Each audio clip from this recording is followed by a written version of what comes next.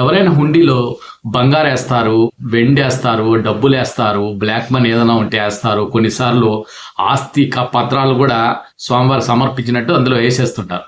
కానీ అన్నమయ్య జిల్లా రాయంపేట పట్టణంలో ఆంజనేయ స్వామి టెంపుల్లో హుండీ ఓపెన్ చేయగానే అధికారులు ఆ అందులో ఉన్న దాన్ని చూసి ఒక్కసారిగా షాక్ తిన్నారు. అసలు అందులో ఏముందంటే వివరాలు లెక్కలైతే అన్నమయ్య జిల్లా రాయంపేట పట్టణంలో ఆంజనేయ స్వామి టెంపుల్లో ప్రతి 6 సంవత్సరాలకు ఒకసారి హుండీ ఓపెన్ చేసి లెక్కించడం జరుగుతుంది. తర్వాత ఆ డబ్బుని బ్యాంకులో డిపాజిట్ చేస్తారు.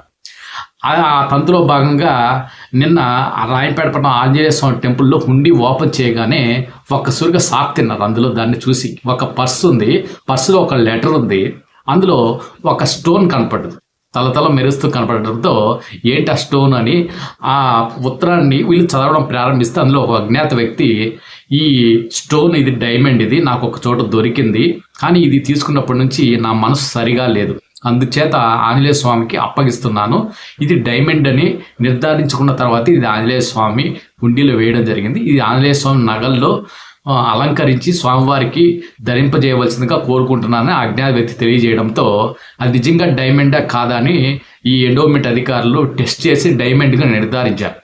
కొన్ని కోటి రూపాయల దాకా ఆ డైమండ్ వాల్యూ ఉండొచ్చని కూడా భావిస్తున్నారు.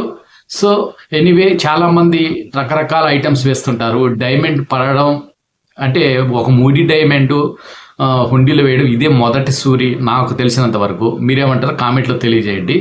జై హింద్, జై భారత్.